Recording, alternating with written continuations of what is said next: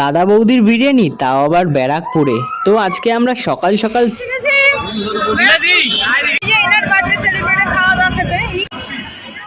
আজকের প্ল্যানিংটা ছিল কিন্তু দাদা বৌদি যাওয়ার, আজকে আমার বন্ধু নীলাদ্রি সাহার বার্থডে রিটের জন্য। তো আমরা যথারীতি দাদা বৌদি এসে পৌঁছেছি। তো এখানে এসে দেখছি বিশাল লাইন। তার মধ্যে এখানে এক মাথা খারাপ করা আমাদের পাবলিক, আমাদের বান্ধবী কি একটা বেশ বলছিল। যাই হোক, তারপরে কিন্তু আমরা রেস্টুরেন্টের ভেতর ঢুকেও প্রায় লাইন দিয়ে অনেকক্ষণ দাঁড়িয়েছিলাম। তো খানিকক্ষণ পরে দেখছি সমানে সমানে লোক আরও বাড়ছে। তো তারপরে ভেতরে ঢোকবার পরও 5 মিনিট দাঁড়ানোর পর সিট সিলেক্ট হলো যে আমরা কোন। তো সিট খুলতে খুলতে তো অনেকক্ষণ পরেই আমাদেরকে জানালো যে আমাদের জন্য একটা সিট পাওয়া গেছে। যাক, আমরা অবশেষে খেতে বসতে পারবো। এই দাদা বৌদির রেস্টুরেন্টে আমরা এখন এসে গেছি।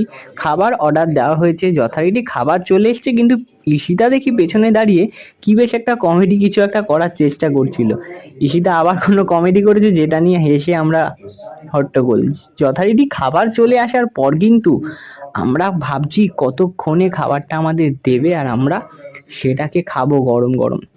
একটা প্লেটের মধ্যে কলাপাতা দিয়ে সেই কোয়ান্টিটি কিন্তু বেশ ভালোই ছিল, সাথে এত বড় একটা চিকেনের পিস, আর দেখো কত টেস্টি দেখতে। যাই হোক, এবার কিন্তু আমার খাওয়ার পালা। সাথে দিয়েছিল স্যালাড আর চাটনি, যেটা ছিল খুব সুন্দর। যাক, আর কথা না বলে খাওয়াটা যাক। ওফ, আউটস্ট্যান্ডিং। সবার খাওয়াটাই দেখাচ্ছি, কিন্তু আমার কিন্তু মারাত্মক লাগে দাদা বৌদির বিরিয়ানি। আজকের মতো এটুকুই, পরবর্তীতে আবার দেখা হবে।